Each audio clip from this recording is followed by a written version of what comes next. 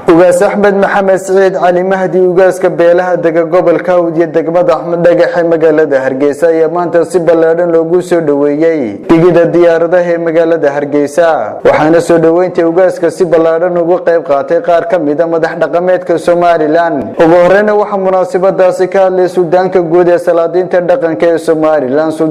Suldaan Maxamed Suldaan Cabdiqaadir halkan waxaan ku soo dhaweynaynaa ugaaska guud ee beelaha Soomaaliland ama Soomaaliyeedba waxaan leenahay dalkaagii ku soo dhawow dhowr jeer horena waa timi saaga waxaad noo siday baan ka sugaynaa sidoo kale isaguna waxa halkaasi ka hadlay ugaas Axmed Maxamed Saciid Cali Mahdi oo uu mahad celiyay soo dhaweynta ballaaran ee uu sameeyeen salaadiinta Soomaaliland dadkayga sida sharafta leh ii soo dhaweeyay ee baaxadda leh oo ah lama ilaawaan waan soo gaagaabinayaa waxaan oran lahaa walaalahayga taleex isku dilaya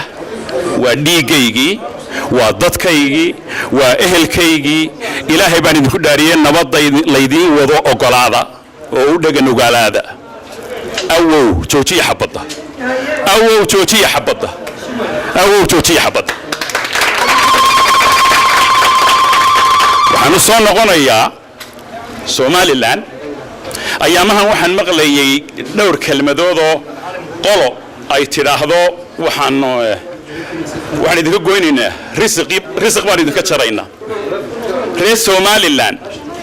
hadday cid u habranayaan siyaad baray u habran lahaayeen waxaan soo dhaweynaynaa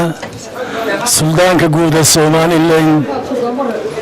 baan ku soo dhaweynaynaa oo madaarka maanta ka soo degay baan ku soo dhaweynay ugaas soo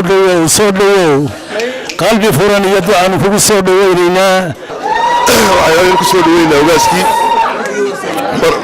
ugaaskii guud Axmed oo marar badan ay noogu yimid halka aan ahayn markii koowaad yimaado